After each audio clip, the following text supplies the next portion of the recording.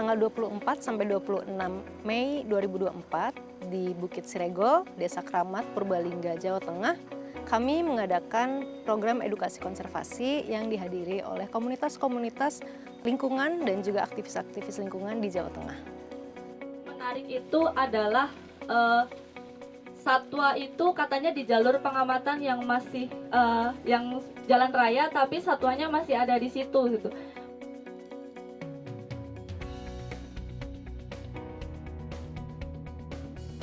Materi yang disampaikan adalah tentang dasar dan prinsip dari konservasi. Tujuannya adalah sebenarnya untuk memberikan mereka gambaran. Barangkali mereka pernah punya pengalaman di aktivitas mereka masing-masing, misalkan di Sispala atau Mapala. Tapi perlu juga diberikan konteks secara knowledge ataupun secara saintifik gitu ya. Apa dan bagaimana di balik konservasi itu. Sehingga mereka ketika melakukan sesuatu itu ada dasar basis datanya ada, kemudian mereka punya pemahaman akan definisinya dan seterusnya, termasuk juga bagaimana konteks tata aturan, tata kelola, regulasi dan seterusnya. Sehingga mereka bisa cukup lengkap antara hal yang sifatnya praktis dan juga ada dasar-dasar knowledge-nya, seperti itu. Dan kemarin ketika kegiatan, saya melihat banyak sekali antusiasme yang muncul gitu ya, dari pertanyaan, dari diskusi, terkait dengan hal-hal yang masuk ke dalam ranah konservasi. Di mana sebenarnya kalau kita melihat konservasi itu masih belum menjadi arus utama ya, belum mainstream lah bagi pengelolaan gitu ya, apapun itu.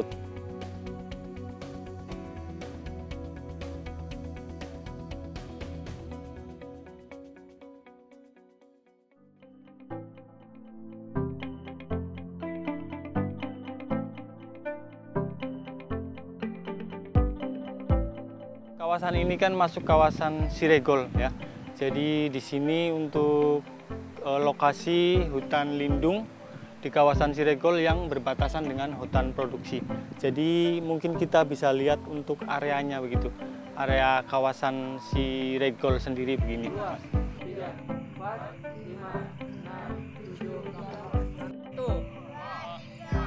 4, 5, 6.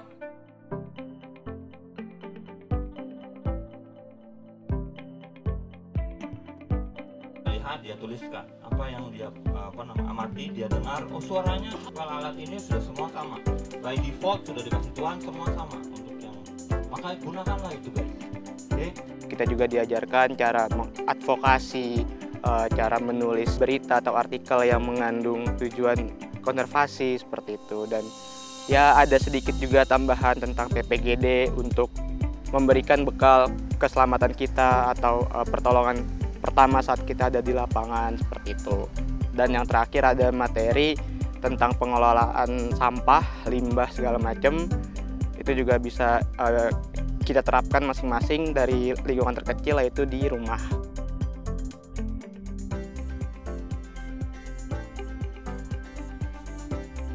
Kita memang sudah awali dari teman-teman Psikotak sendiri sudah mencoba gitu kalah mandiri dengan desa gitu untuk pengenalan lokasi pengamatan, lokasi yang memang di situ dihuni dengan satwa-satwa yang ternyata itu satwa dilindungi begitu Mas.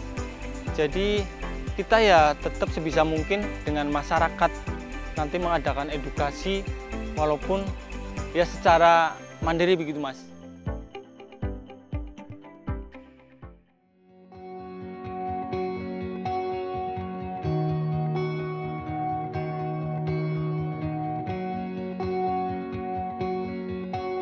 Latar belakang kami untuk menginisiasi program ini adalah kami ingin mendorong terjadinya wadah untuk sharing knowledge tentang edukasi mengenai konservasi dan juga tentang lingkungan.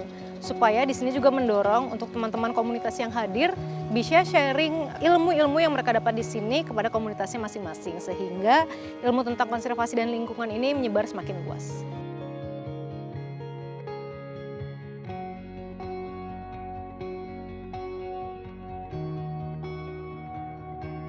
Harapannya mereka bisa merefleksikan itu gitu ya, bahwa mereka harus bisa menularkan, harus bisa menjadi influencer di lingkup kecil mereka. Kalau mereka misalkan balik lagi ke masyarakat di mana mereka tinggal, Terus kemudian mereka bisa lebih memahami tentang potensi keberagaman yang memang harus dikonservasi, gitu, dilindungi, kemudian diawetkan dan juga dimanfaatkan secara lebih bijak. Dengan adanya program edukasi konservasi ini juga kita bisa mengenalkan ke mereka yang mungkin boleh dikatakan lebih ke pemula begitu, tentang di sini itu sebetulnya ada apa yang bisa kita pelajari. Nilai plus minusnya intinya ada nilai plus untuk kita dan ada nilai plus untuk mereka. Otomatis mereka lebih sudah mempelajari begitu, mengenal. Dan mungkin untuk kedepannya dia akan lebih jauh lagi. Saya pengen belajar lebih jauh nih. Dan itu juga di sini, dengan juga di sini kita Psikotak. Saya berharap itu lebih berkembang.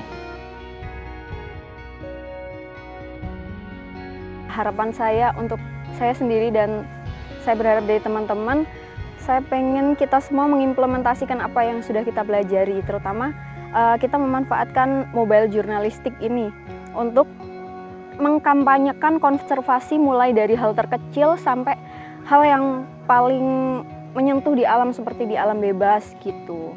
Kita manfaatkan sosial media kita dengan tepat untuk mengkampanyekan ini, untuk menormalisasi bahwa sustainable living itu ya seharusnya manusia itu sendiri gitu.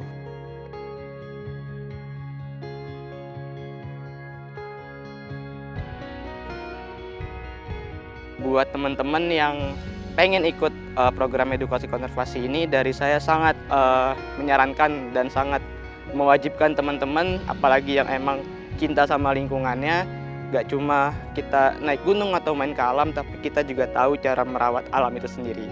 Jadi ditunggu untuk program edukasi konservasi selanjutnya dan ditunggu kehadirannya juga.